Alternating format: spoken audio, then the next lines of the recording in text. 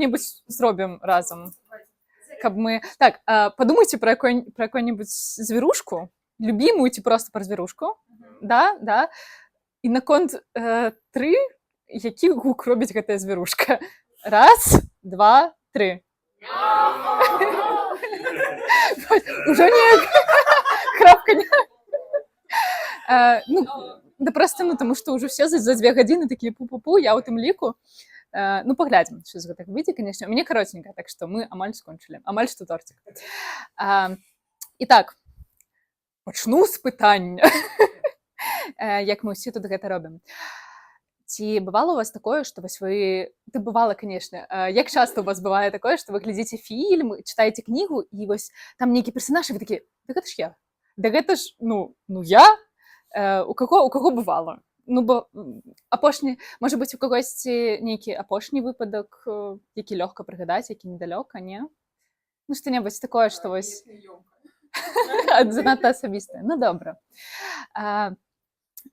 З большасцю з нас, напэўна, такое бывала і неаднаразова, і наогул бачыць сабе ў медыа гэта ёсць рэпрэзентацыя. І моя тэма гэта сіла рэпрэзентацыі. Для большасці людзей гэта важліва і важліва з розных бакоў. Па-першае, гэта нам дае магчымасць адчуць сябе ўвогуле часткаю грамадства, часткаю людства агулам, што вось ты глядзіш і такі, ну, глядзіш на людзей, якія ці размаўляюць, як ты, ці выглядаюць, як ты, ці стыкаюцца з тымі ж праблемамі, з якімі сутыкаешся ты. І ты знаходзіш адлюстраванне сябе ў гэтых людзях, што ты пачуваешся пабачаным, ты пачуваешся часткаю нейкага кам'юніці, што вось я не адзін такі, умоўна. З іншага боку, гэта дае натхненне рухацца далей часам, тому што вось у нас ва ўсіх ёсць нейкія недахопы на старт ва ўсіх не ідэальны, правда? Не так шмат сярод нас людзей, якія нарадзіліся у нейкай вельмі багатай сям'і, пры гэтым вельмі маральна здаровай, то бок, ну, ва ўсіх свае нюансы. Але здорава бачыць, што вось там чалавек, я не ведаю, ці там з няпоўнай беднай сям'і па выніку вырываецца кудысьці і знаходзіць нейкае шчаслівае паспяховае жыццё, ці усе мы розныя, і здорава бачыць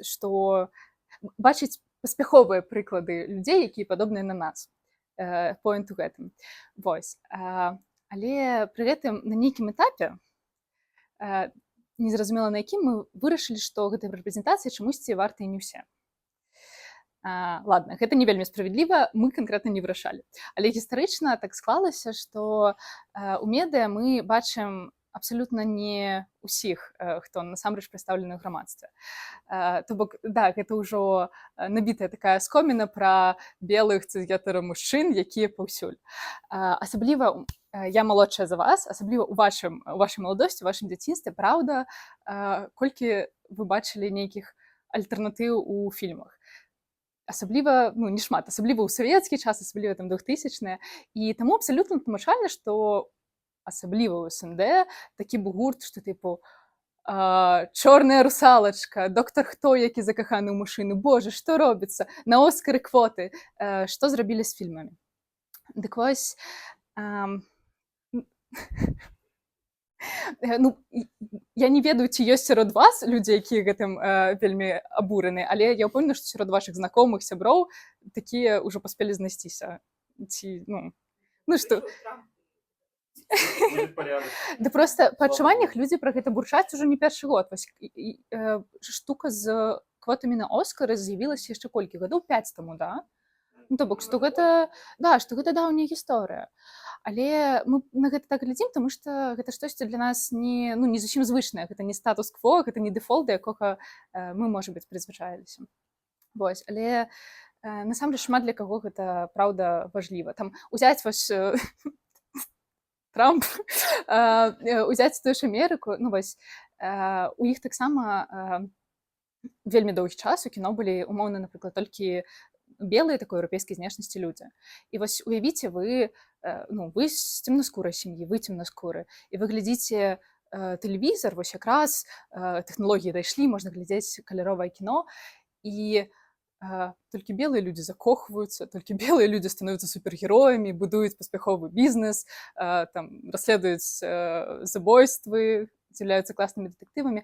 А людзей, якія выглядаюць як ты ці не бачыш увогуле, ці бачыш умоўна у сводках навін пра рабаванне, забойства. Вось вы думаеце, якую будучыню ты будзеш прагназаваць сабе як чалавек, які глядзіць вось у люстэрка і разумееш, што ён выглядае вось як людзі, якія рабуюць іншых людзей, а не як людзі, якія летаюць над горадам умоўна, да? Ці, ладно, для нас праблема расізму не так блізка, давайте трошачкі бліжэй. Ці я ўвогуле падрыхтавала гісторыю маіх сяброў, якія зараз жывуць у Польшы, тому што у нас пакуль што ў Беларусі ўсё супердрэнна з рэпрэзентацыяй на любым узроўні. Ведаеце, H&M даволі папулярны тым, што яны запрашаюць мадэлі самых розных фарматаў. Вось. І уявіце, крама адзення, да, H&M, гэтыя вось постары, што там навінкі, новая калекцыя. І на адным з гэтых постараў хлопчык у новым спартыўным касцюме у інваліднай каляскі. І як бы я падазрюю, што нам, беларусам, бы гэта нават не чапанула вока, што гэта не штосьці такое кантраверсіўнае, як нейкія іншыя рэчы. Але пры гэтым, як бы уявіце карціну, гэта не мая гісторыя, але гісторыя маіх блізкіх сяброў, што едзе маленькая дзяўчынка на інваліднай каляскі, і лицо просто азараецца святлом, яскравым, і яна у голас кажа маці, глядзі, ён як я, глядзі, ён, мама, хлопчык, у такой жа, глядзі, у яго такія ж самыя, колы, як у мяне, ён таксама ў каляскі, глядзі.